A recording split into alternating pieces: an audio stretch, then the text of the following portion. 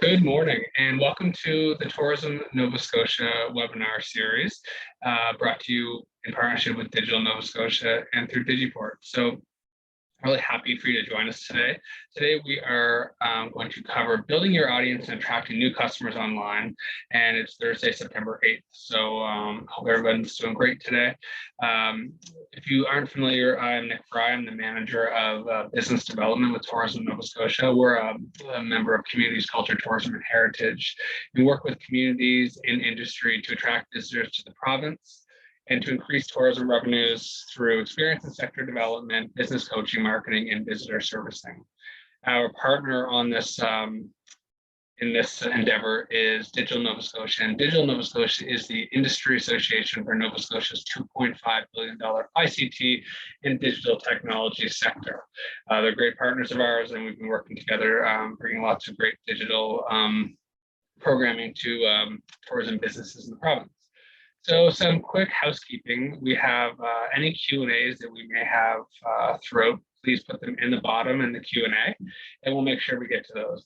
Now, if the presenter mentions any links or software that may be valuable to you or your tourism business, we'll make sure that we share that out afterwards in an email. So you don't need to worry about writing it down or checking it out during the presentation.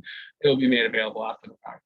And we're scheduled to go until 11, but if we go over, don't worry, the recording will be available. And if you want to share it with anybody in the industry that you think maybe find it valuable, if you'd like to go back and review any of the points, or if you have to go to an appointment and you have to come back and see the last 10 minutes, it will be available to you.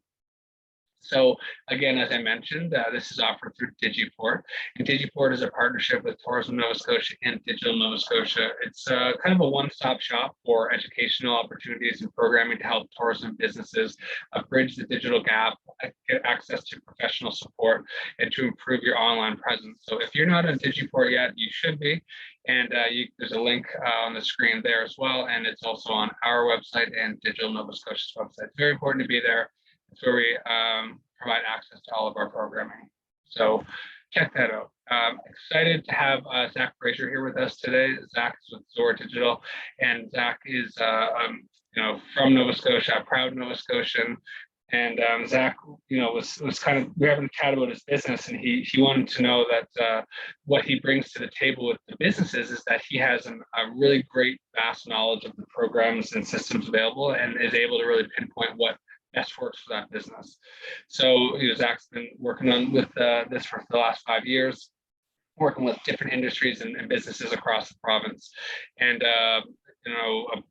focus on removing the pain points for social media management and developing digital strategies for your company's growth. So this is a problem or challenge that many tourism businesses face. So really happy to have Zach here today. Welcome, Zach, to share a screen. Thank you for taking the time to join us today, Zach. I'm really looking forward to your presentation. Hey, how's it going, everybody? Sorry. My name's Zach, and I'm here to talk today about building your audience and attracting new customers online. What, where, when, how to post, and why to post online.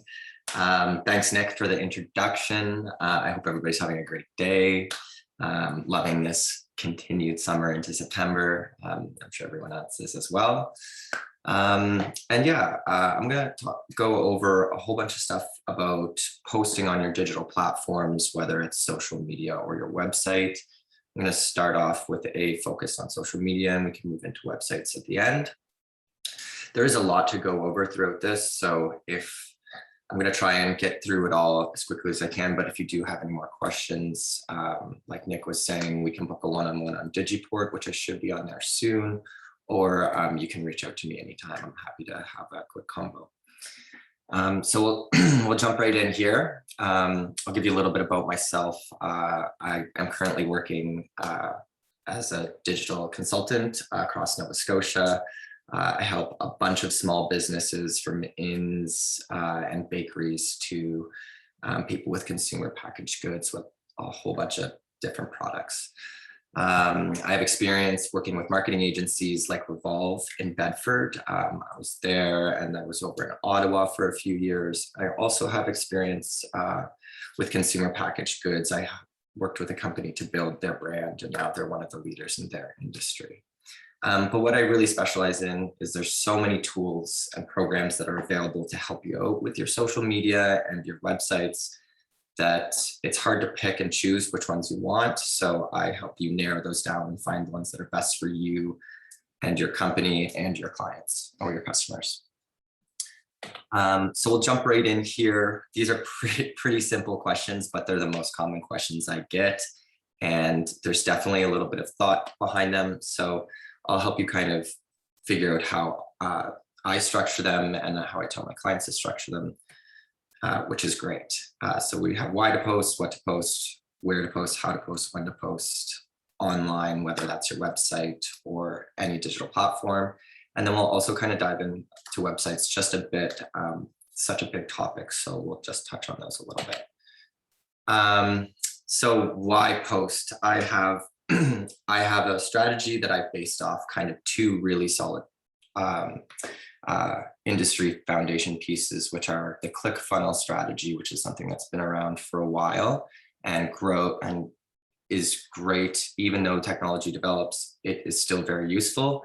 And then the business model canvases. So I'll dive into those in a second, but I call it the Plinko strategy. So I hope some of you have seen this on The Price is Right or somewhere else. It's basically a big game where you drop the chip in from the top and it goes all the way down into these little buckets in the bottom where you win your money. So I like to think of the digital platform as the Plinko board itself. So whether that's your social media page or your website, you have this big board. And then the chip that goes down is actually your customer. So they're going all the way down. And at the bottom, you have your objectives, which are either buy a product online on my website, go to my website for my social media page, submit your email for a newsletter. You should have an objective of why you're using that social media platform or why you're using your website. There should always be a reason behind it. And those reasons are down there in those little buckets. Now, all the little pegs that the chip hits on the way down, those are your pieces of content. So whether it's a post on social media or a blog post on your website, the customer's going through, seeing the pictures or the pieces of content, and then they're clicking on it. And ideally, it will lead them to the bottom where they're doing one of those objectives that you like.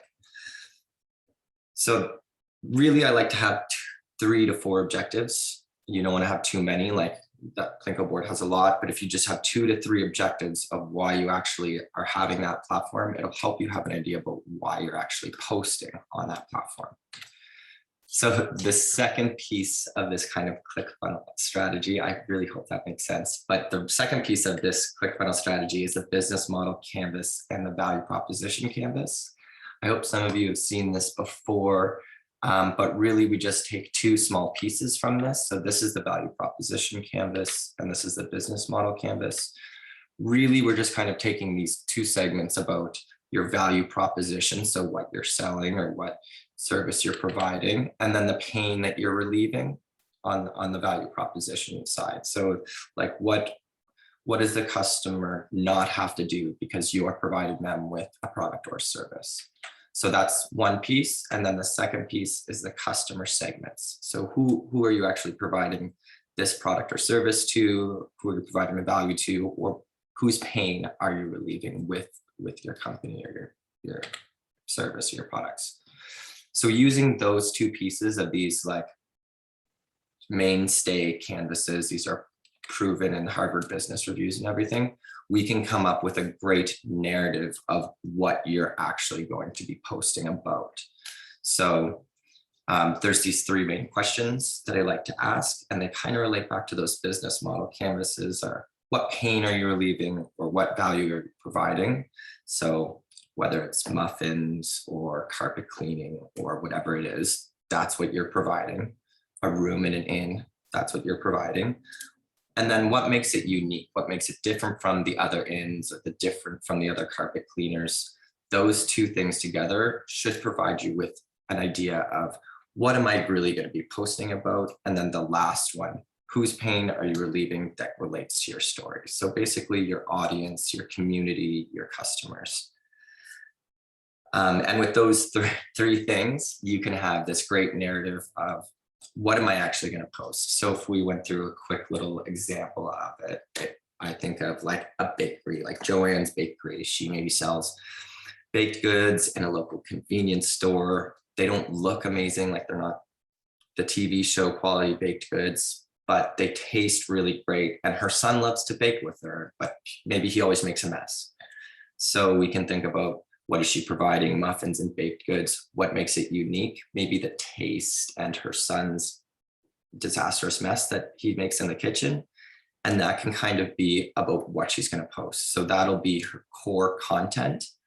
And then the last piece is who she providing it to, her locals around the area, because it's just a small, maybe rural-esque convenience store. So that's really who she's going to be trying to engage, right? Which is a great segue into, when to post. So, sorry, it's a little laggy. Come on, where to post. So it's a great segue into where to post. So after you think about your community and who you're posting to, or your primary customers, you're going to think about where you're actually going to be putting this information. So this is a common question I get all the time. Like, should I be posting on TikTok? Should I be on LinkedIn? What about Twitter? Really, it's all about your customer base. You got to think about who you're trying to reach, what their demographic is, who their community is. So there's all these different platforms like Facebook, your website, YouTube, TikTok, Pinterest, LinkedIn, etc. LinkedIn, you're going to have more like young professionals and business owners and CEOs. So if you're providing some sort of B2B, maybe that's the place for you to be. TikTok is filled with like a lot of our younger generations, and it's mainly video. So if you are, a little bit more tech friendly and your customers are primarily, under the age of 30 or 25, that's probably going to be your go-to. If you're looking for more kind of like your local area, it's an all ages population, maybe you want to be on Facebook or Instagram. One thing kind of around this is that I like to say, don't spread yourself too thin. Do one thing well and add another before you kind of move on, because otherwise you're going to be trying to post on 4 or 5 platforms, and that's going to be too much. Just focus on doing one really well before you add the next one on.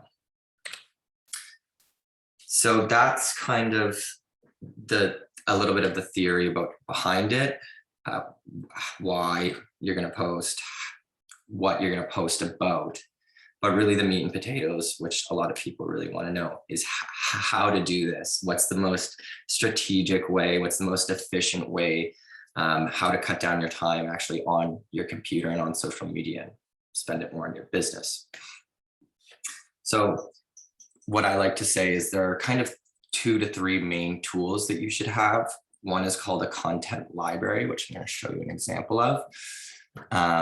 This is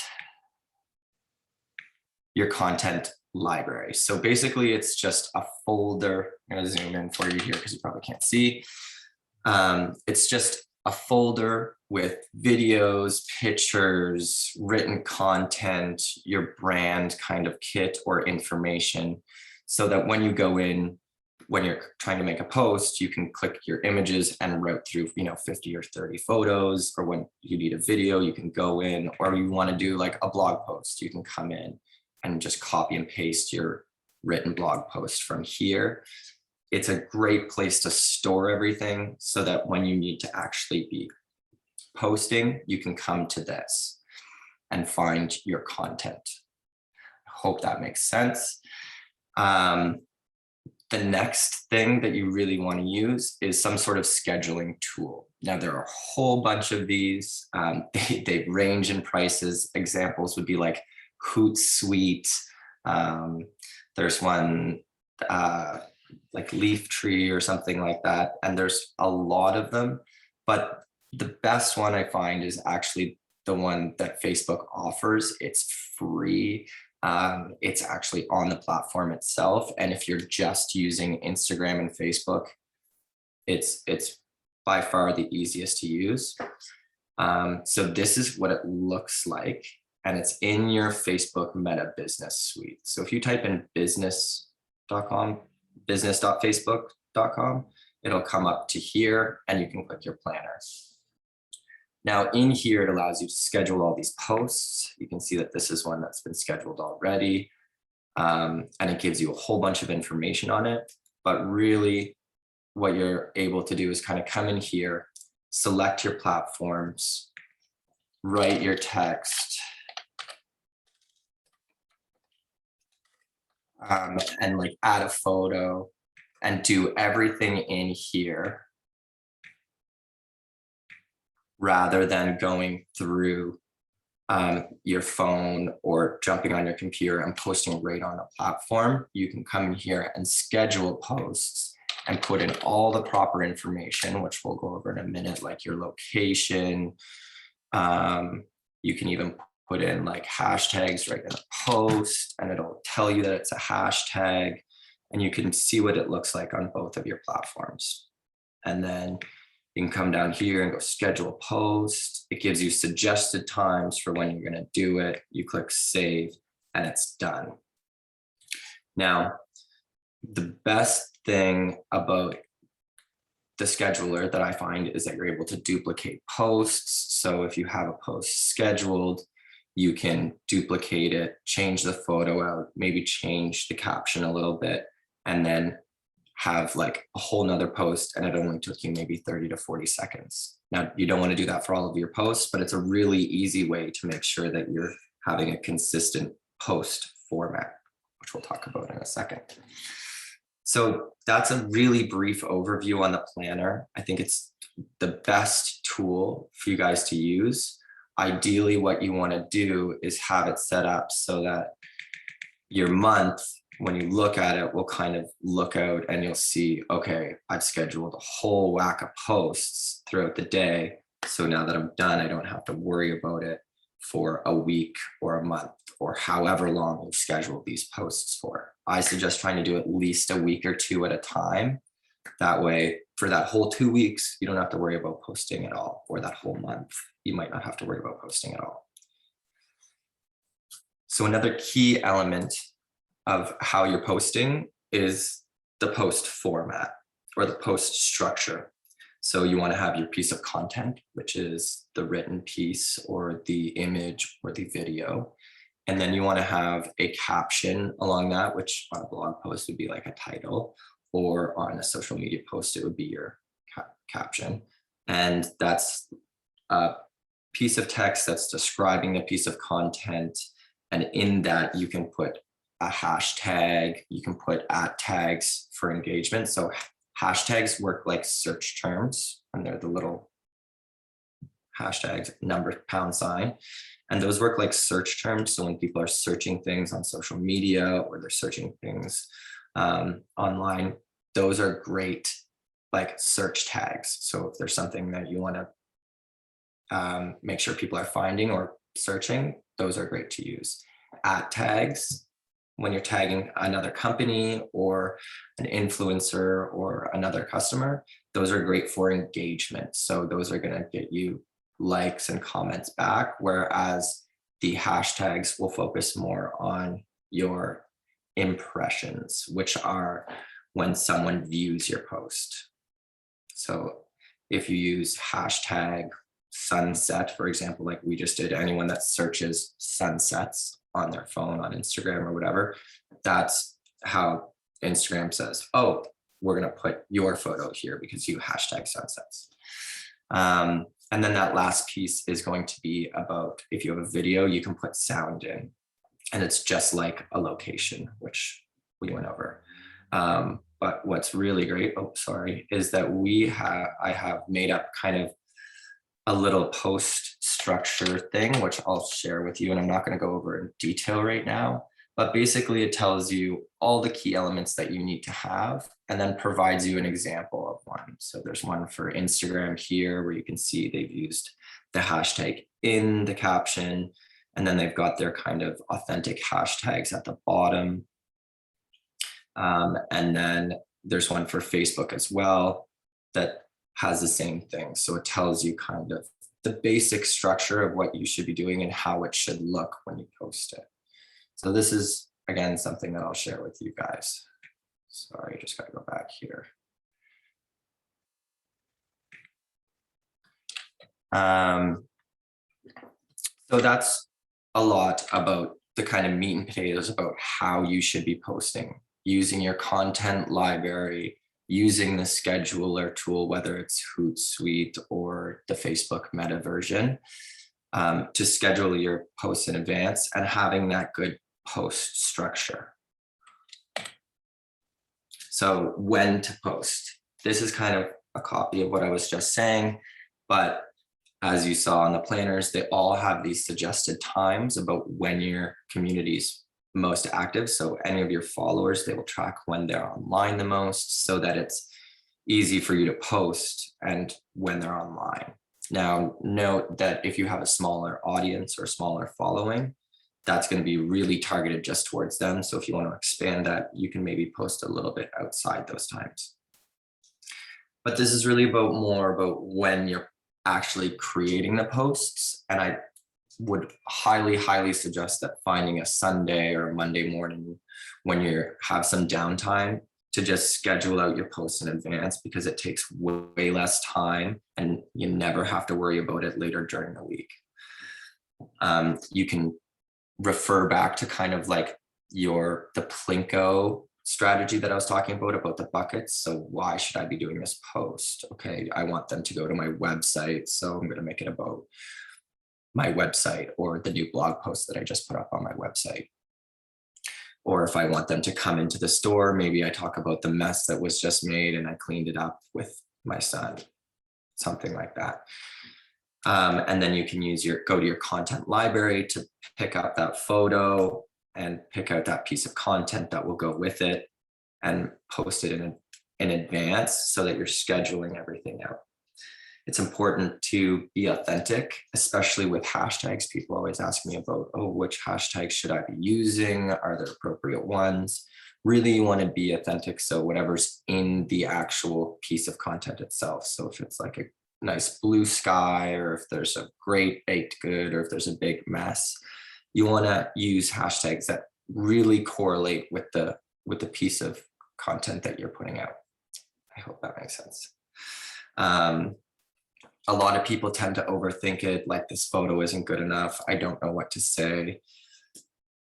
Really, you just got to get the piece of content out there and be consistent. So having a consistent schedule, like posting Monday, Wednesday, Friday, every Monday, Wednesday, Friday, is better than posting like for a week straight and then not posting for a week.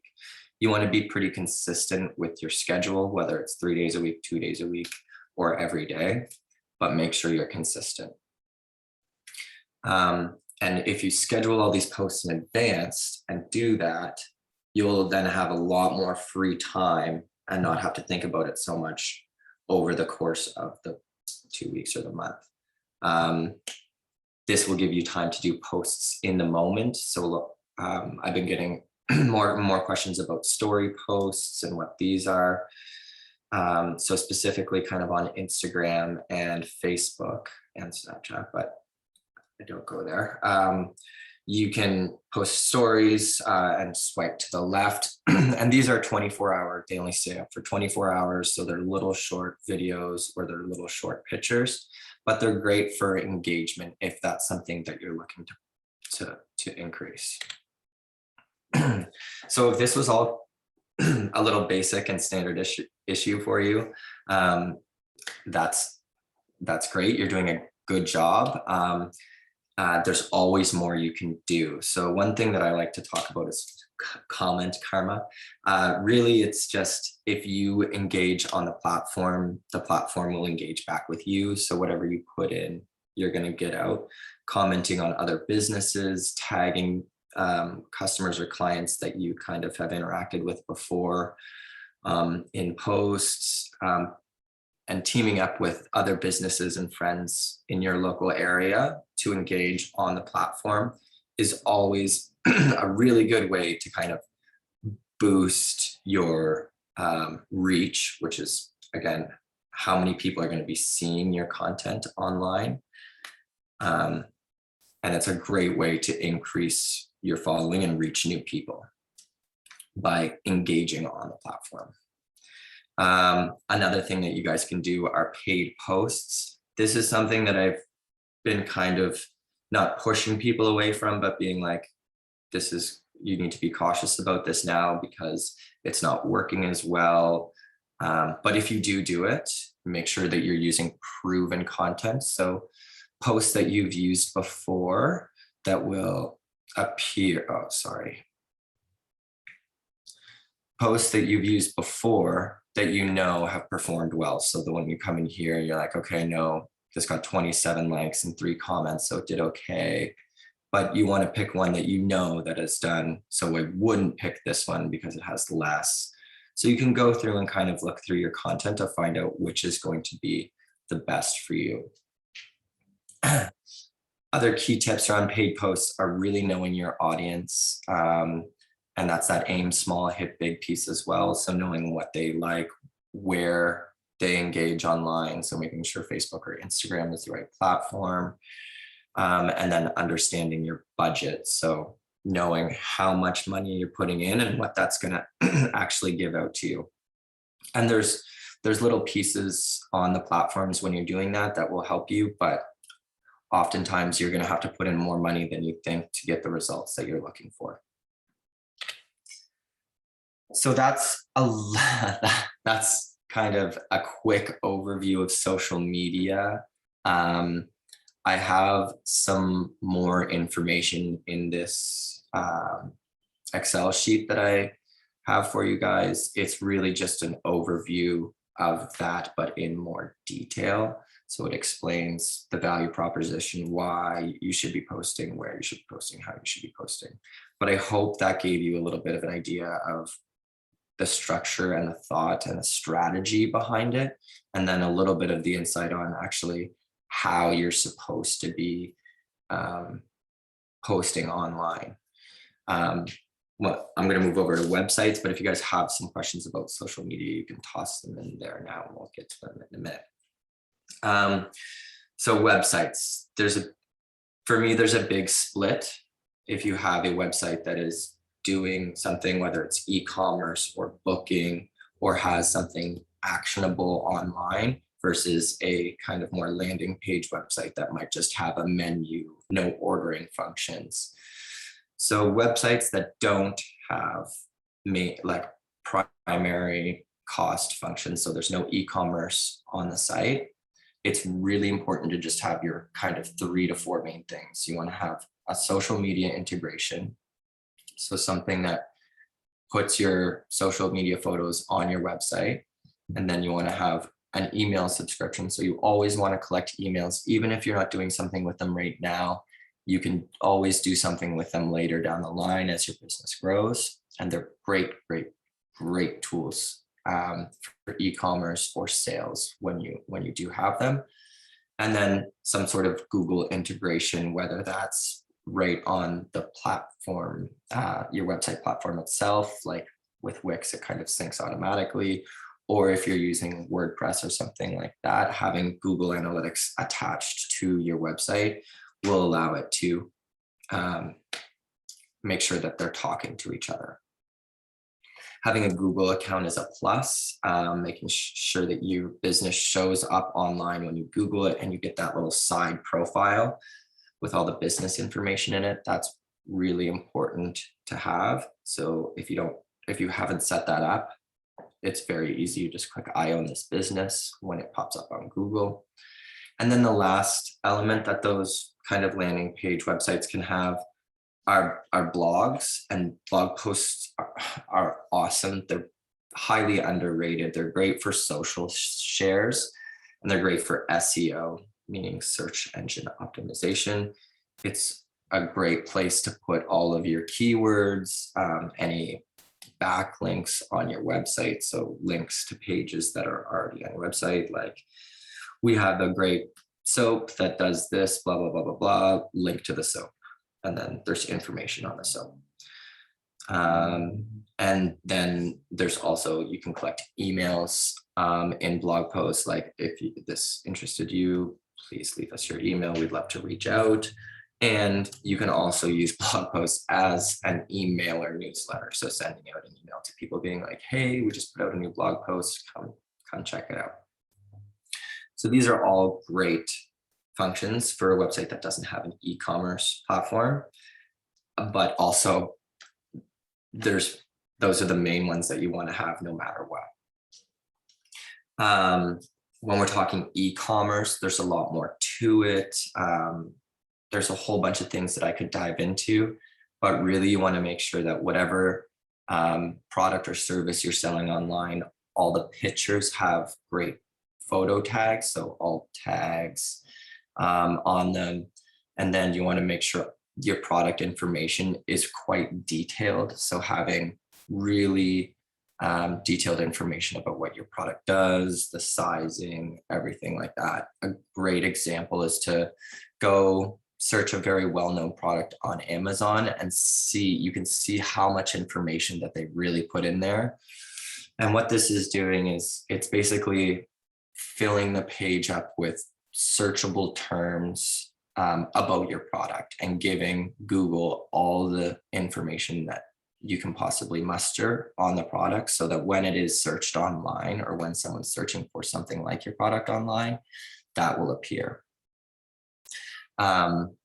Keywords are something that I get asked a lot about with websites. These are really just search terms. So anything that people are going to be searching for in and around your product are great to kind of scatter throughout your website, but you want to make sure that they're in there naturally and you're not just keyword stuffing, which is slamming like cheap hair product. You don't want to write that 1,000 times on your website, but you do want to add some searchable terms. So like best selling or whatever it is, low cost, all those great ones. For e-commerce products, newsletters are highly underrated. So making sure you're putting out some emailers. The smaller group in an emailer, the better the results. So the fewer people you send it to usually gets a better result. And then I know that sounds odd, but it's a targeted method. And then the last one again is the blogs. Making blog posts about your products is super, super helpful in increasing your e-commerce sales. That's a very, very, very quick blast on websites.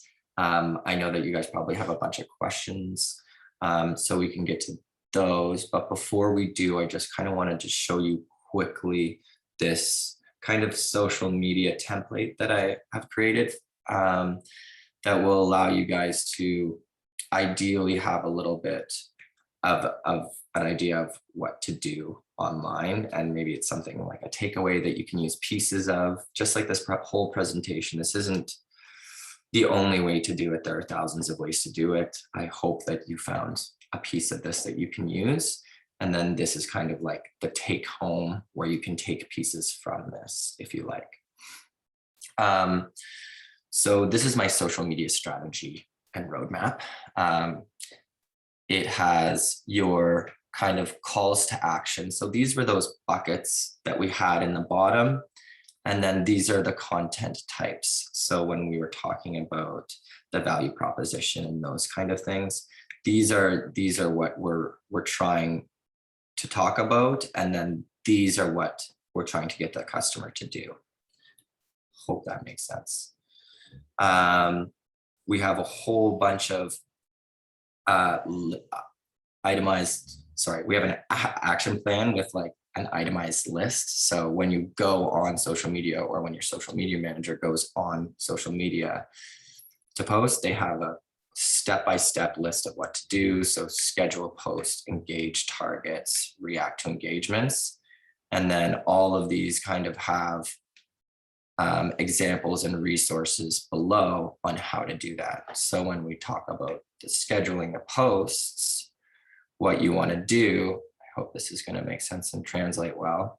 but you want to have your scheduler or your planner kind of look like this, where you are doing so many posts a month. This is a very full one, so you don't have to make it this many posts, but you have various posts throughout the week that talk about the various kind of buckets that you want the people to do, and the piece of content that goes along with that, and the story piece that goes along with that. So by the end of the month, when you have everything scheduled, you have like a nice month outlook. It also has engagement targets, so places you can go look to engage with people. So we're going to go on the Instagram platform and look at Halifax Noise and try and engage with them. So comment or like their posts, and the same thing down here, and the same thing down here. This is just an example piece, so not necessarily applicable to you and your business, but you can fill this in and edit it how you like. These are supplementary ideas. So if you've completed your schedule off to the side, you can move on to these things, like posting user-generated content, which are photos that people have taken of your business and put online. Another great piece in here is these examples that I've showed you. So you can see kind of like how the post should be structured, what should be in it, and how that format should be put in. And then the last piece that I have in here, which I think is really valuable, is the the suggested initiatives. So things that you can do with social media or your website that will help sell your products or get your customers to do the buckets, the objectives that are down at the bottom. And these all have examples. So when you click these, they'll take you to the company that has done the giveaway, and you can see exactly how they did it and almost copy and paste, if that makes sense. So this will take you to the exact Instagram post that has the promotion about the shared giveaway. So this is an eyelash company, and they were doing a user-generated content post. So these are all examples of what things that you can do with your customers and with your content. And then at the bottom, I have a list here of great accounts and local PR companies that you can reach out to. These are all just kind of ones that I've looked at before, and these are community leaders, are what I like to call like influencers, but not on a like huge scale. So they don't have millions and millions of followers, but they're people that are leading in their community, in their industry. So you can kind of check out them, see if they kind of relate to your products and services, and maybe reach out and see if they would like to try them or share them on their pages. So these are just some of the quick things that are in this. If you'd like to learn more about this document, I'd love to go over it with you in a one-on-one. So feel free to book one of those. But really, that's kind of like the meat and potatoes of what I wanted to go over. I hope there was some value in there. And if you have some questions, I'd love to answer them. So feel free to fire some questions in the Q&A, and maybe I can help some of you answer some questions or some pain points that you're having. Sorry, thanks, Zach. That was awesome. So this, like any good discussion, it gets better with questioning. So one question that we did see come through was, how long should a newsletter or blog be? Cool. So I like to make my newsletters pretty short and targeted. So like I was saying, smaller email lists work better. So if you select a small group of people that you know were on your website at one point in time, and you can say, hey, we've done a small update to our website, and have like just one or two topics in there, so that it doesn't look like a mass emailer. That's the whole idea, is you want to target that person and make it almost like you're speaking to them individually.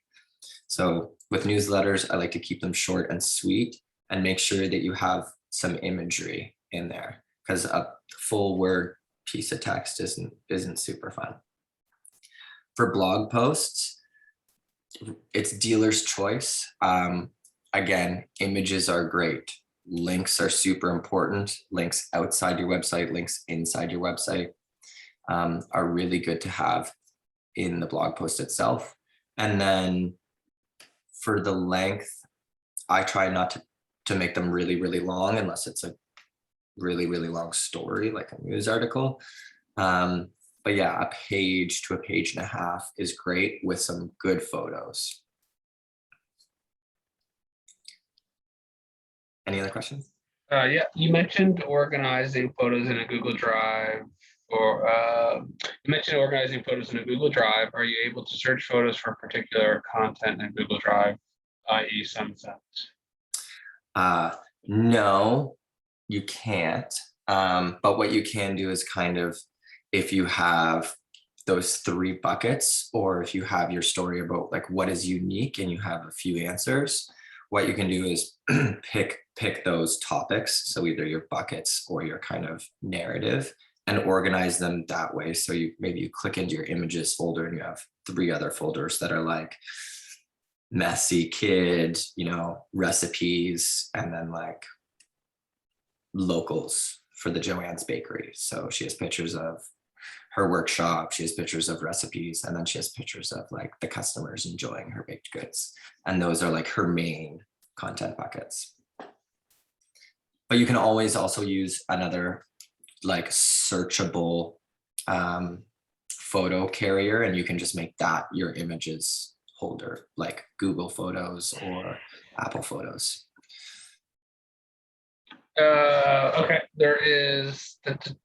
Would a loyalty program help you build your email list faster? Yeah, it depends on what kind of loyalty program you're going to be running. I've done a few loyalty programs. I find a little effort intensive, but they do work well if you have the current audience to support it.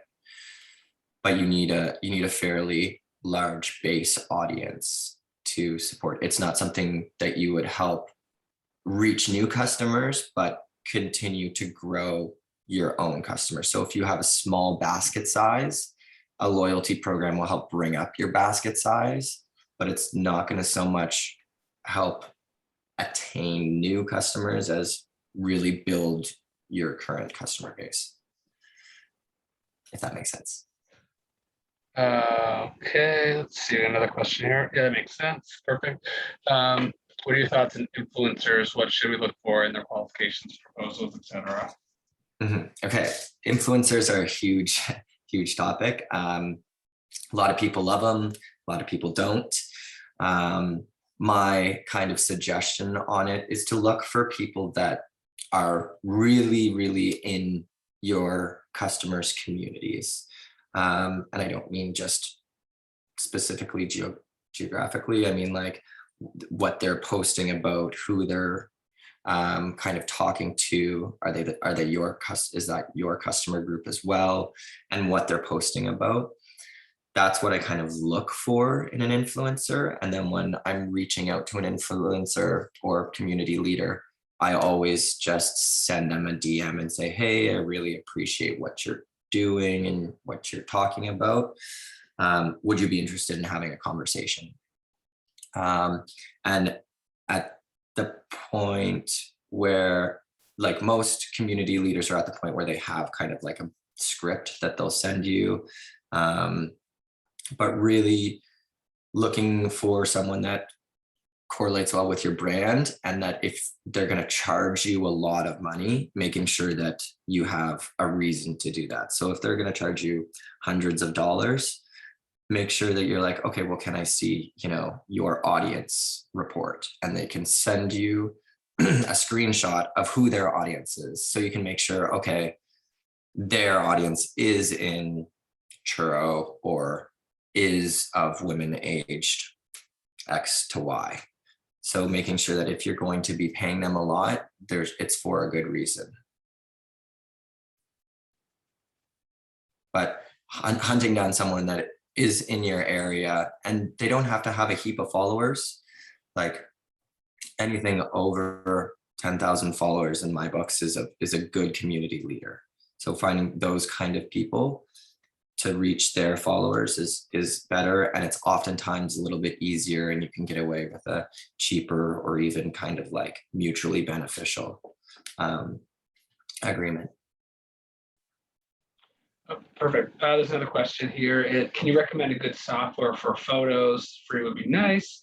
One that provides easy and efficient compression features. So yeah, so putting your photos online is, you want to make sure that they're smaller rather than larger in terms of size, like megabytes and gigabytes. I use Photoshop, which is a paid feature. There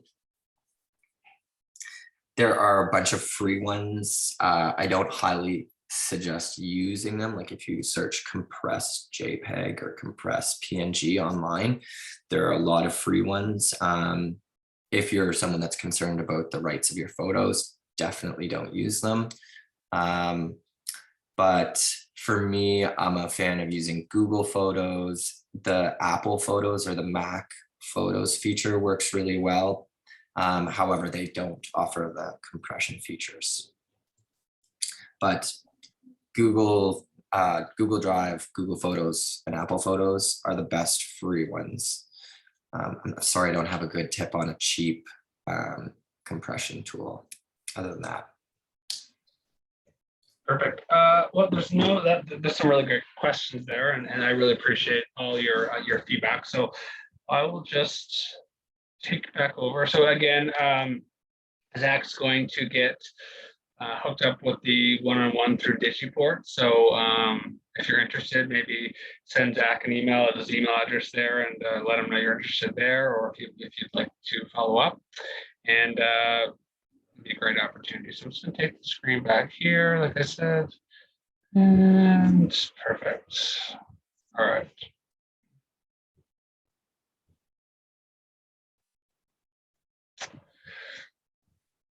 All right, so there we go. We'll get back to where we are. So that was a great webinar, and as you can see, when you get a chance to join us and you get 45 minutes to an hour with an expert, it's great. So you can really find out some strong information. Our next webinar is Thursday, September 29th at 10 a.m. Search Engine Optimization Made Easy, presented by Krista Tannehill with KI Digital Media. So put that in your calendars. And if you'd like to know about anything around upcoming webinars, we share all information about webinars, programming, anything relevant for industry through our Tourism Nova Scotia News and Resources newsletter. So if you want to sign up, it's tourismns.ca/news-resources. And to see any of the previous webinars that we've offered, you can go to tourismns.ca/webinar-series. And I encourage you to stay connected with us. I often chat with businesses and they say, I didn't know about that, or how do I find out about these things? So signing up for that newsletter is really important for you to have that connection with what's available to you. We're also, you can email us at tnsbusiness@novascotia.ca. Our corporate website is tourismns.ca. Our call to action, where we send our visitors and where we highlight all the great things to do in Nova Scotia, is novascotia.com. The resources we talked about in the previous page. We are on Twitter at twitter.com/tourismns, and corporate LinkedIn, we are Tourism Nova Scotia. Thank you for joining us and have a great day.